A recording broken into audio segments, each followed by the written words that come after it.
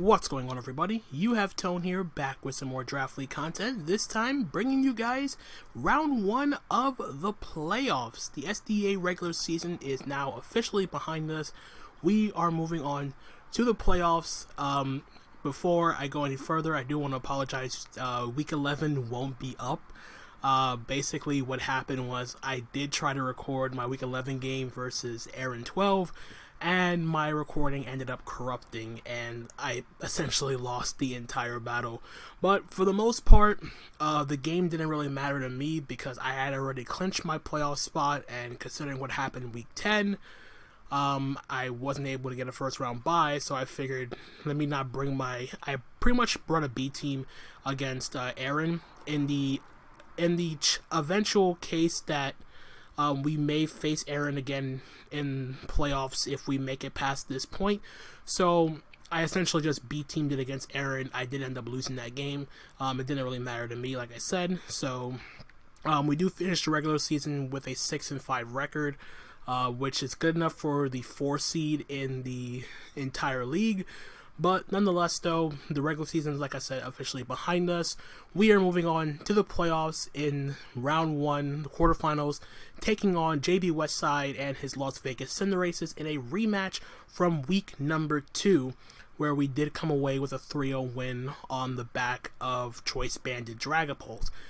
Now, granted, in my case, at the very least, I'm not big on rematches mainly because of the fact that it's not the fact that I don't like them, it's more the fact that I do terrible in them, especially when I win the first time. So prepping again against a team like this and feeling that you have to find a way to revamp your team in a way that it's not the same as the last time, it's not easy.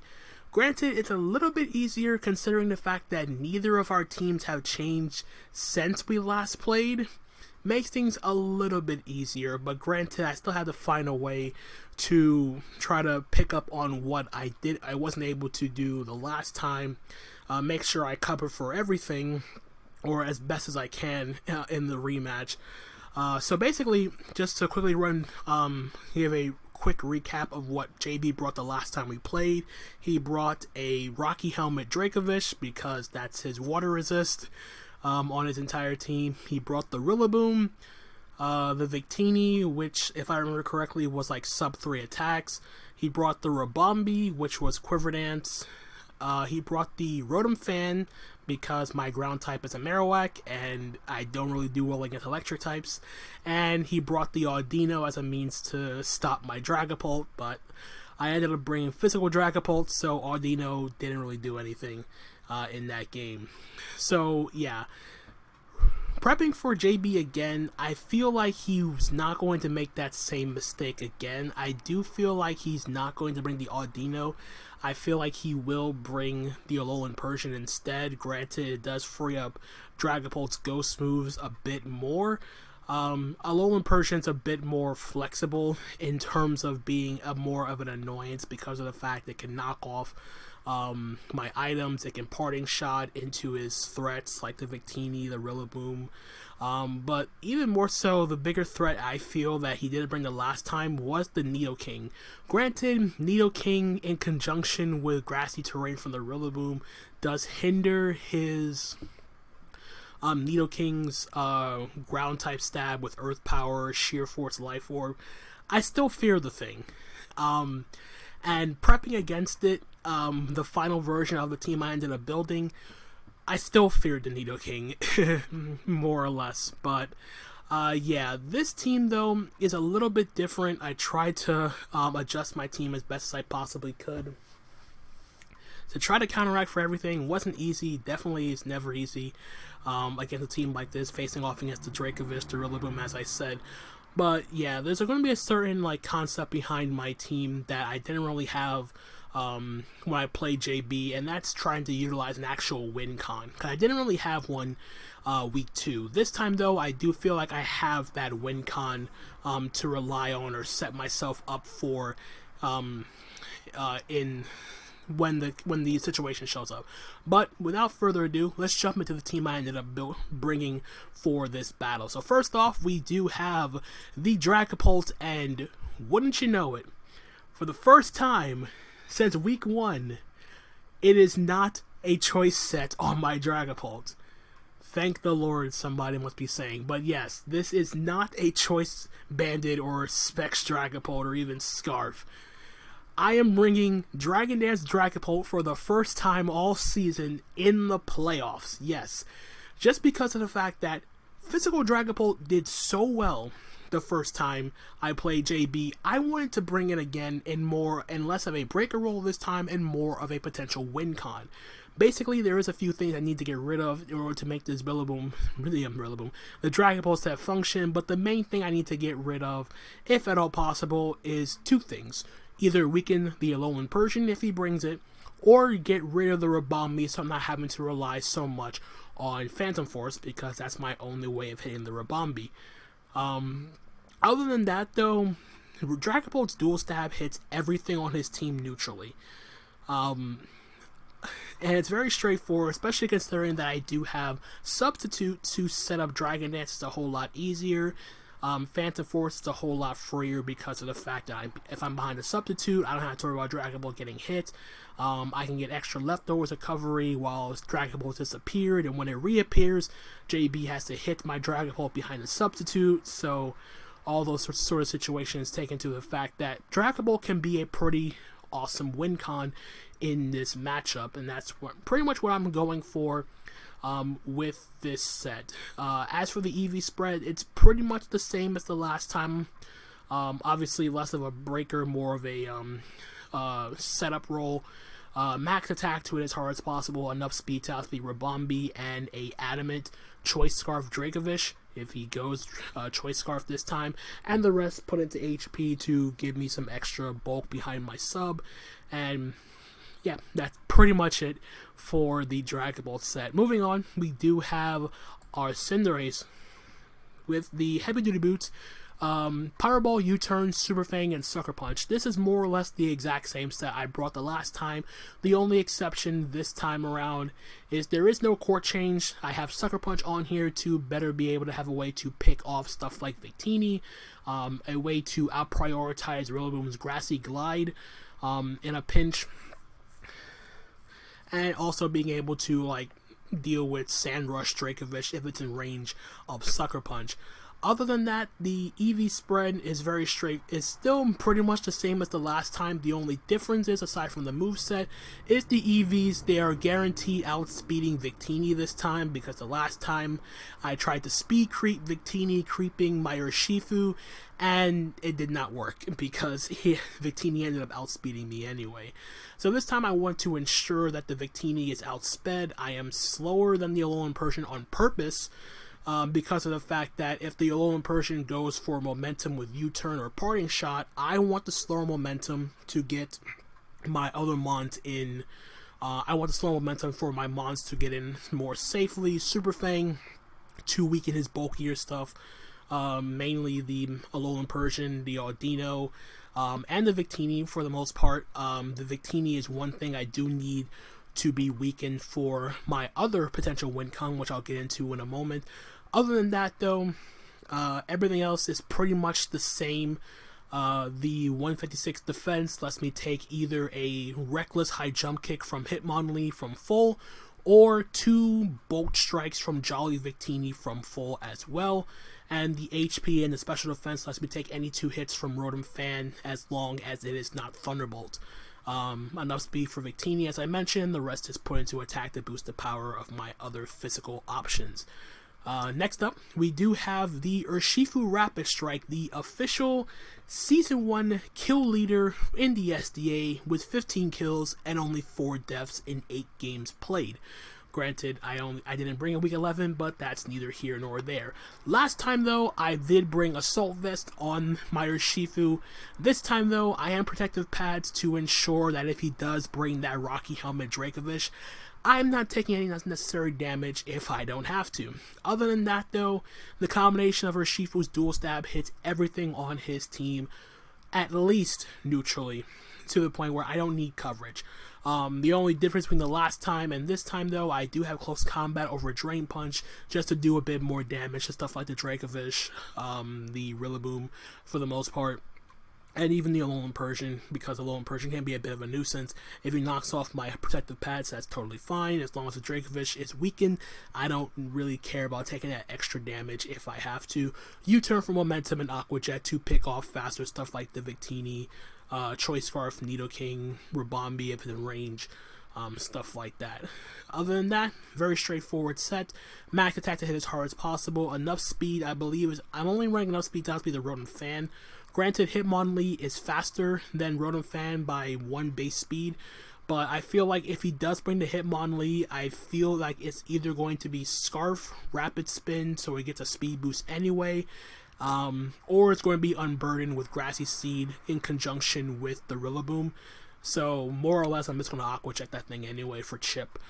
So yeah, that is the Urshifu, which helps me weaken the Victini for my other win con, which is going to be my Gardevoir. Now, this, for the first time all season, my Gardevoir is going to be Trick Room Gardevoir. Yes, so the last time I played, I was really fearing the option of webs from the Rabombi. Granted, I was Choice Scarf Gardevoir when we played the first time though, and this time though, I don't really fear the webs if he does bring them on the Rabombi, basically because the webs help me out because of the fact that Gardevoir with Trick Room up is a pretty big nuisance to his entire team. I essentially just need the Victini weakened to be in range of Shadow Ball, and more or less I would like to have the Rillaboom gone, just so I don't have to worry about any potential Grassy Glide revenge killing. And even so, I do have other mons on my team to take advantage of the Trick Room, which I will get into in a minute. But other than that though, Gardevoir's moveset is pretty straightforward. Side Shock, general good psychic move, bypasses and does more damage to Rabombi if it does get a few Quiver Dances up. Moonblast for stab combined with Pixie Plate hits as hard as possible. Shadow Ball for the Victini and the Doublade. Sorry. But yeah, other than that though, Gardevoir is a very straightforward set. My other win con in the back. So yeah, so hopefully Trick Room Gardevoir will be putting in some work in this matchup. Next up, we do have my Copperajah. This is pretty much the main change I made on this team over my Week 2 team, since I did have Mandibuzz on that team over Copperajah. And basically what it came down to was the fact that without Mandibuzz on my team, if he brought that Nidoking, it just spams Earth Power. He could just lead off with Nidoking and click Earth Power at will. Copperajah is basically here to ensure that does not happen. This is my hard check to the Nidoking if he does bring that Nidoking. As with an Air Balloon, it cannot go for Earth Power, it's already immune to Sludge Wave being a Steel type, and it pretty much forces the Nidoking to show me what type of set it is. If it's Life Orb, he will switch up moves, which means if he switches up his moves, that means my Urshifu is faster, everything else on my team is faster. If he's Scarf, he switches out. Pretty straightforward in that regard. Other than that though, if he does switch up moves and goes for Fire Blast, my Copperajah is EV'd to live a Sheer Force Life Orb Fire Blast from the Nidoking from full, if it's timid. If it's modest, it's a roll. It's not in my favor though. But I don't expect the Nidoking to be timid because I feel like he has to respect my Gardevoir. Other than that though, the rest of the stuff is pretty straightforward. I really want to pressure his team with the potential of Stealth Rock, get some chip damage on some of his Pokemon, potential Victini, if it's not Boots. Granted, nothing on my team has knockoff since there's no Mandibuzz, but other than that though, Rocks is still beneficial to get some chip damage on his entire team. Heavy Slam, just hit as hard as possible. Heat Crash for the Rillaboom and the Doublade, and High Horsepower is there to ensure I have a means of hitting stuff like mainly is there for Victini if in case grassy terrain is up, as High Horsepower is not affected by grassy terrain, so it won't get weakened like Earthquake does, so I can still hit that thing for a good chunk of damage if he feels like I'm going to switch out trying to preserve my Copperajah. But other than that though, that's pretty much all I want to say with the Copperajah set, and the 44 speed investment is just getting up to guarantee outspeed uninvested Doublade. So that's really it for the Copperajah. And then lastly, we do have my Vileplume, bringing it back again with the Rocky Helmet, although this time I am not running Endure on my Vileplume just because of the fact that I feel like he has to respect the potential of me breaking Endure again like the last time, so I don't have it this time. I instead opted to go for Sleep Powder because his sleep immunity is the Rillaboom. Rillaboom's weak to poison, and Vileplume can still relatively handle Rillaboom pretty well. Granted, on the off, well, it handles it well enough, barring the chance of him being SD Acrobatics. That's pretty much the only thing I fear from the Rillaboom taking out this Vileplume. Like, if he's not Acrobatics, then obviously I feel a whole lot better about Vileplume checking Rillaboom, but it's also here to check the Dracovish, get Rocky Helmet chip on that thing. Strength Sap, obviously, just to get back health on its physical attackers. The other difference is I do have Giga Drain on my Vileplume over Moonblast because of the fact that Moonblast wasn't really hitting anything that hard.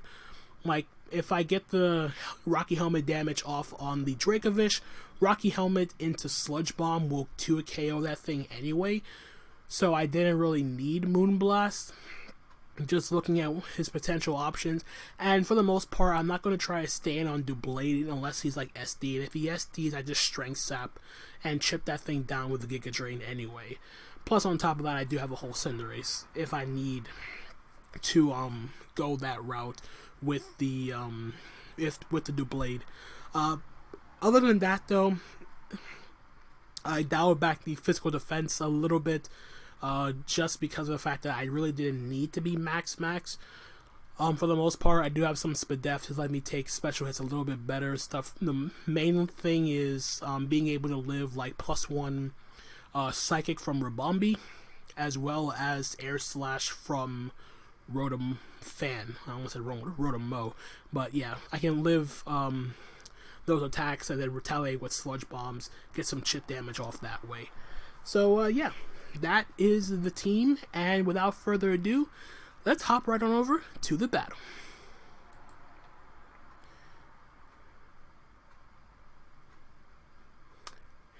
Alright, so as you can see, we had to end up playing this game on Showdown because of the fact that we spent like over an hour trying to set it up on LAN, and for the most part that did not end up working. I tried hosting, and we got somewhere. We got to like the point where we got to our leads, and then it disconnected again. Then he tried hosting, and we didn't break through at all. So to avoid any potential issues like the 20-minute timer, we instead just opted to go straight to Showdown just to get the game in, because it's pretty important. It's the playoffs. You don't want timer to play a factor in the result of a battle, especially something as important as this. But for the most part, JB ended up bringing more or less what I was expecting. He did bring the Alolan Persian this time over the Audino, and he did bring the Hitmonlee over the Rabombi. No Nidoking again, so my Copperajah is a bit more useless. Like, I could still do something with the Copperajah, but for the most part, since he did bring Nidoking, it's a bit more freed up, in a sense. Considering it doesn't really check anything on his team bar Rotom. Like, everything else, it just dies. It either dies or it's just like, it just takes chip or whatever, but yeah. So yeah. In terms of what the lead matchup was, I feel like he won't lead with the Rillaboom again like the last time in case I lead Dragapult again. So what I ended up doing in this game was I ended up leading off with my Cinderace, because Cinderace pretty much had a good matchup against everything on his team with the exception of the Dracovish. And if he led Dracovish, I would fear it being, I would at least scout for it being Scarf this time around, especially considering there's no Hippopotas to get up Sand, so it's definitely not Sand Rush. But yeah, other than that though, Cinderace has a good matchup against pretty much everything else on his team except for the Dracovish. So I'm just going to hit play and see what happens here. But more or less, my Gardevoir is looking pretty well, just from considering what he ended up bringing, and I just need the chip damage on the Victini, and I need Rillaboom gone. That's pretty much all I need. And I guess chip down the Rotom too, in case it can live Pixie Plate boosted Moonblast. So sorry about that.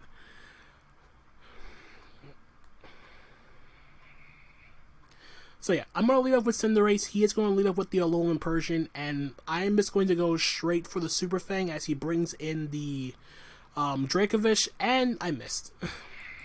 So yeah, really bad turn one. I really wanted to Super Fang the Dracovish, get this thing into range where it could potentially die to close combat from my Urshifu, but turn one Super Fang miss.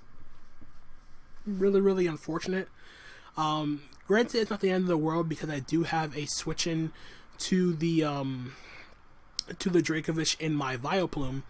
So I'm just going to go right out into it as he's going to end up missing Super Fang himself. So a little bit of poetic justice there as he is going to now Psychic Fangs my Vileplume, take the Rocky Helmet damage, Effect Spore pops and gets paralyzed as I try to go for Sleep Powder. That's not going to work. I do outspeed the Dracovish thanks to the Paralysis and Strength Sap as he is going to go for Vicious Rend, take more Rocky Helmet chip. He goes into Rotom on my Sludge Bomb, and I'm going to get the poison on the Rotom, which is good for my Gardevoir. And then from here, I believe what I did was go out into my Cinderace because of the fact that I don't really have any other play. I don't have a Electric immunity. So he is going to get the free Volt Switch out, and he's going to Volt Switch into the Alolan Persian, which is fine by me, as he's going to Foul Play, as I get the slow U-turn out into my Urshifu, and hope to get some big damage off. He is going to go out into the Dracovish as I close combat, which is a clean to a KO, and I'm now going to go for close combat again to finish off the Dracovish, which is great. So one kill for Urshifu. In comes the Rillaboom to revenge kill. I am just going to go right out into my Vileplume as he goes for a Swords Dance. Still not fearing this thing because he ends up going for knockoff here. Gets rid of my Rocky Helmet. I am going to Sludge Bomb, do some good chunk of damage to that. I don't get the poison this time around, but I am free to let this Vileplume go down as he goes for U-turn to finish me off. I didn't really need Vileplume anymore because of the fact that the Dracovish is gone. I got the chip on Rillaboom. He goes on into the Rotom as I got into my Caparaja. And then I try to go for Stealth Rock here as he pops my balloon with the Discharge. And then I go for Heat Crash just to get some damage off as he is going to defog the rocks away as I go for Heat Crash to knock out the Rotom. So that's good from another thing for my Gardevoir, but now in comes the Victini. He is going to substitute as predicted me to preserve my Caparaja, but considering what he has left, I don't really need Caparaja that badly. So I high horsepower to break the sub. He V-creates to knock out my Caparaja, which allows me to free switch into my Urshifu to Searching Strikes and knock out the Victini. So now all I need is the Rillaboom gone, as he is unfortunately going to crit me with the Grassy Glide. Now, looking at the calcs, I don't know whether or not he was Adamant or Jolly on the Rillaboom. If he was Adamant, both Adamant and Jolly were rolls. But if he was Adamant, the roll was in his favor, and if he was Jolly, the roll was in my favor. But unfortunately, because he crit, granted, I also could have Aqua Jetted there, because I honestly thought I would live the Grassy Glide, so I went for close combat. But nonetheless, though, it's not the end of the world. Actually, no, I wasn't going to close time. I was going to U-turn. I was going to U-turn because I didn't think that Grassy Glide would kill me. But because of the crit, this does change things a bit. I do feel like I made a misplay after my Urshifu went down here, because honestly I should have gone to Cinderace, but I instead go to Dragapult, and I felt a little bit worried because I'm like, oh crap, I should have went to Cinderace and gone for Sucker Punch. Or not even Cinderace, Sucker Punch. I would have sent Cinderace and Pyrobald. Like, granted, I didn't need to make this aggressive play with going hard into my Dragapult. But because of the fact that I know for a fact that Rillaboom is not Choice, it's not Scarf. He already revealed SD. And I could have kept Cinderace in the back for Sucker Punch for the Hitmonlee in case that thing got out of hand. So what I ended up doing was I just go for Dragon Darts, as he luckily just goes for Grassy Glide to get chip damage off on me. So I am going to Dragon Darts to knock out the Rillaboom, which is great because now my Gardevoir looks fantastic in this endgame if I get it right. But he is going to go into the Alolan Persian, and he's going to reveal his Scarf, which is actually great because what this means is, as he knocks off my my leftovers, this is great for two reasons. One, he didn't do enough damage with knockoff to put me out of range of Substitute. One. Two, I get the damage off from the Persian to ensure my Gardevoir can win this game. So I go for Substitute here. Now that I know he's Choice Scarf, which is fine by me, I get to get the free Dragon Dance off as he knocks off again to break my sub. I DD, and then I just get the chip damage off with Dragon Darts to just to get any damage off is fine. As he goes for knockoff, knocks out my Dragapult, but this is all I need to get in my Gardevoir. I trace the Persian's fur coat, so I take even less damage from this knockoff, doing 17% to my Gardevoir as I Trick Room up. We Moonblast the Persian, down it goes, and all he has left is the Hitmonlee. We Moonblast that, we knock it out, and the Miami Malamarlins are moving on to the semifinals of the SDA. So yeah, really sucks that this game didn't end up happening on Showdown. I mean, sorry, it really sucks that this game ended up happening on Showdown because it would have been a lot more fun just to show off the animation on the Wi-Fi and everything. But yeah, my game plan ended up working out very, very well. I was able to preserve my Trick Room Gardevoir in the back for the end game. I was able to get rid of the Victini with the Urshifu.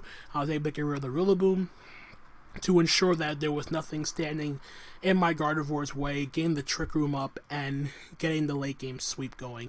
So yeah, props to Gardevoir, cleaning up the end game. Props to Urshifu getting the kills on the Victini and the Dracovish. And all around, it was a very, very solid effort by the team. Really, really happy with how the team functioned. Of course, GG to JB, great dude, great content creator, great guy overall. Be sure to check out his side of the battle, just to get his thoughts on his build process and whatever. Like I said, I really am not good when it comes to doing rematches, but seeing the modified team and the way I played, paying off for me big time, and moving on to the semifinals. We are in the final four, and we will be taking on either Goldoa Dragon and the New York Empoleons, or we will face off against Aaron 12 and the Roman Empoleons, depending on the results of the other quarterfinals game between Grandmaster D-Ray and Sophie Sakawai. If D-Ray wins, I face Goldoa in the semifinals. If Sophie wins, I'll face Aaron 12 in the semifinals. So be on the lookout for that next Monday. But yeah, that's going to be it from me, guys. Again, thank you guys so much for watching. If you enjoyed, feel free to leave a like, drop a comment, click that subscribe button, because we have more Draft League content to go. Words.